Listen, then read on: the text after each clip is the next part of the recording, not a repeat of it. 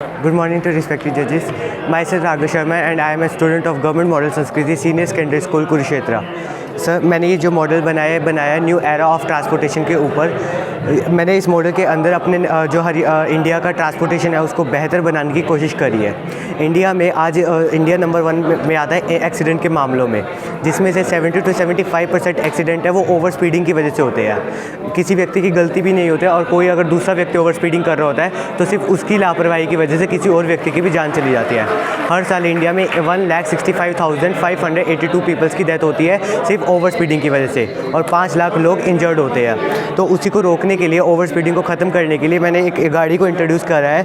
इस गाड़ी का काम क्या होगा कि कोई भी अगर जब गाड़ी जैसे गाड़ी की अभी जैसे आप देख सकते हो, अगर गाड़ी की अभी स्पीडोमीटर है जैसे कि, एंड गाड़ी की अगर मैं स्पीड को इंक्रीज़ करता हूँ तो इस गाड़ी के अंदर अभी ओवर स्पीडिंग हो सकती है।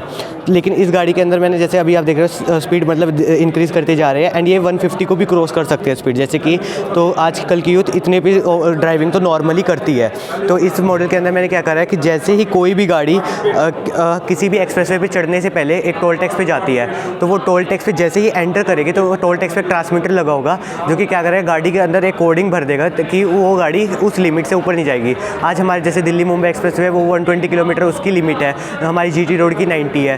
तो उसी के हिसाब से ये काम क्या करेगा कि जैसे कोई गाड़ी टोल टैक्स पे एंटर करेगी, जैसे अभी ये गाड़ी है इसमें कोई लिमिट नहीं लगी, उसकी स्क्रीन पे अभी देखो कोई लिमिट नहीं है। और इस ट्रांसमीटर ये जो टोल टैक्स है मेरा, इसके अंदर मैंने एक कोडिंग भर रखी है, इसके अंदर एक ट्रांसमीटर लगा हुआ है। जैसे कोई ये गाड़ी इसके पास जाएगी तो इसके अंदर कोडिंग भर देगी, लिमिट सेट कर देगी। जैसे कि अभी आप देख सकते हो ये गाड़ी अगर मैं इसके पास ले जाऊँ तो यहाँ पे लिमिट 120 लिखी आ गई है।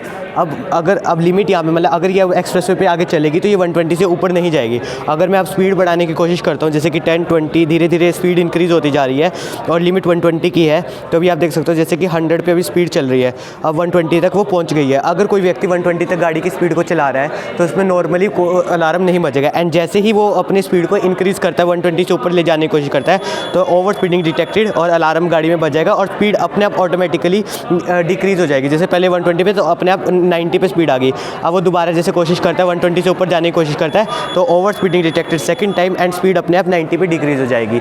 और अगर वो हद से ज़्यादा बार कोशिश करता है किसी भी मतलब ओवर स्पीडिंग करने की तो उसके अंदर क्या होगा कि तुरंत गाड़ी सर्वर पे सिग्नल भेज देगी, ये गाड़ी का नंबर है, गाड़ी की ये डिटेल्स है, ये व्यक्ति जो है ये आदमी जो है ओवर स्पीडिंग करने की कोशिश कर रहा है, जिसकी वजह से उस पर चलान या कार्रवाई भी करी जा सकती है ताकि वो आगे से ओवर स्पीडिंग ना करे। और इंडिया में जो 70 to 75% एक्सीडेंट ओवर स्पीडिंग की वजह से होते हैं वो हमारे ख़त्म हो जाएंगे और इंडिया को जो अब नंबर 1 पे आता है एक्सीडेंट के मामलों में वो हमारा घट के काफ़ी नीचे चला जाएगा। उसको मेरी कोशिश है कि लोगों की जान बचे। सेकंड पे सर मैंने दिखाया हुआ है फोक के बारे में।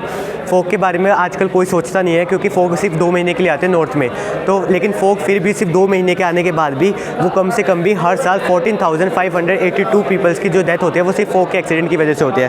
क्योंकि अगर किसी भी गाड़ी का आगे की तरफ एक्सीडेंट होता है तो वो इतनी जल्दी उसे नहीं पता चल पाता पीछे की तरफ कि मतलब पीछे वाली गाड़ी को इतनी जल्दी पता नहीं चल पाता है।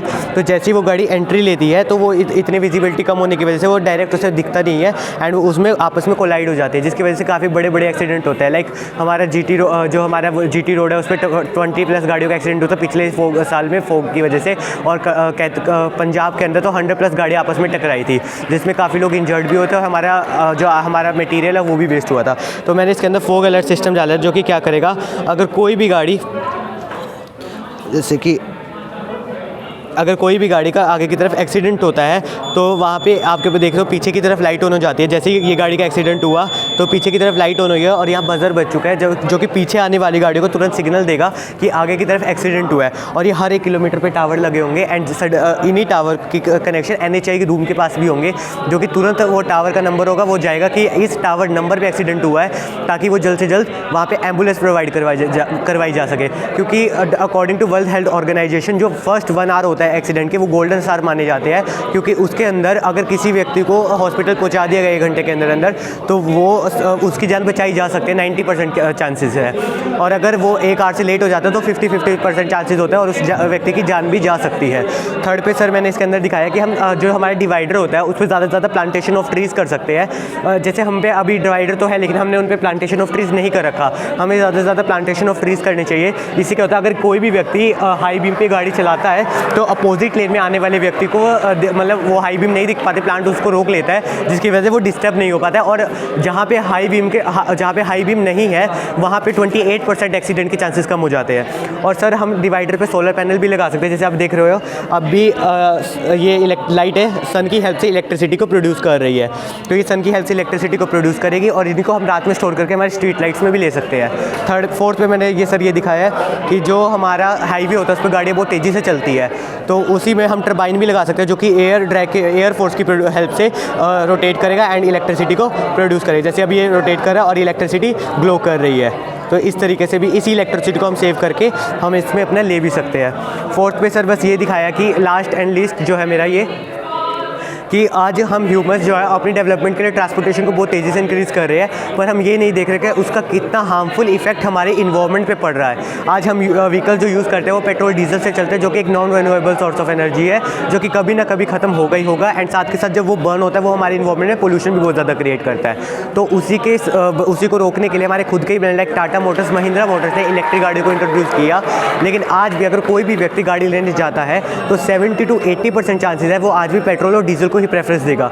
इसके पीछे का कारण ये है कि इलेक्ट्रिक गाड़ी की कुछ रेंज होती है एंड कुछ किलोमीटर चलने के बाद वो डिस्चार्ज हो जाती है, और अगर कंपनी से ही फास्ट चार्जर की गाड़ी को चार्ज करने की बात करें तो वो 1 से 1.5 घंटा ले जाती है। तो उसी के लिए मैंने अपने मॉडल में येलो लेन दिखाई है, जो कि वायरलेसली गाड़ियों को चलते चलते ही चार्ज करेगा।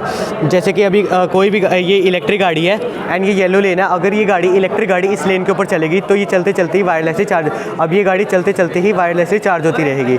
इससे क्या होगा कि अगर हम ऐसी लेन बनाएंगे तो इससे ज़्यादा लोग इलेक्ट्रिक गाड़ियों को प्रेफरेंस देंगे एंड हमारा इन्वायरमेंट भी इससे बचेगा। तो सर यही था मेरा मॉडल जो नया दौर का न्यू एरा ऑफ ट्रांसपोर्टेशन के ऊपर, कि हम इंडिया के ट्रांसपोर्टेशन को कैसे बेटर और डेवलप कर सकते हैं और वर्ल्ड में सबसे सेफ बना सकते हैं। Thank you sir.